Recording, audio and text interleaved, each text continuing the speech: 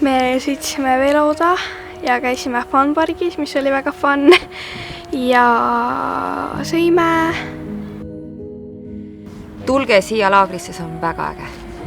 Kõik noored ja vanad, ükskõik kui vana sa oled, kindlasti tulge laagrisse, see oli väga tore laager.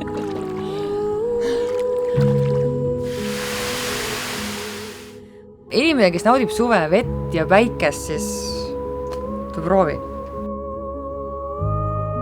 Sul on treener, kes vaatab, mida sa teed ja annab juhised enne, kui sa rajale lähed, ütleb ta sulle, mida sa teisiti pead tegema. Ja motiveerib sind, ta küsib, kui sa rajale lähed, mida sa nüüd teed? Teeme veel seda mitu korda, siis sul jääb see liigutus sisse.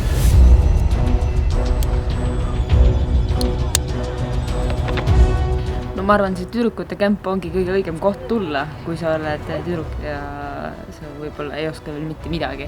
Ma tulin siia sellise mõttega, et ma õpin midagi selgeks, midagi uut. Ja ma ei ole julgenud teha 3 kuud boksil. Ja ma tegin selle täna ära.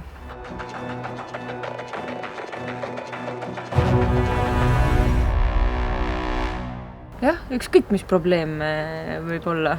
Nüüd mõtted eemale ei sul võib olla stress ja mingi ületöötamine ja veigi trikid ei tule välja ja elu ongi üks suur must masendus. Siis tule tüdrukute laagrisse ja teeme tuju heaks.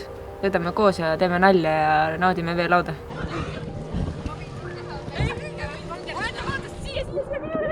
Kui sa piisavalt naerda, siis siin saab ikka piisavalt naerda.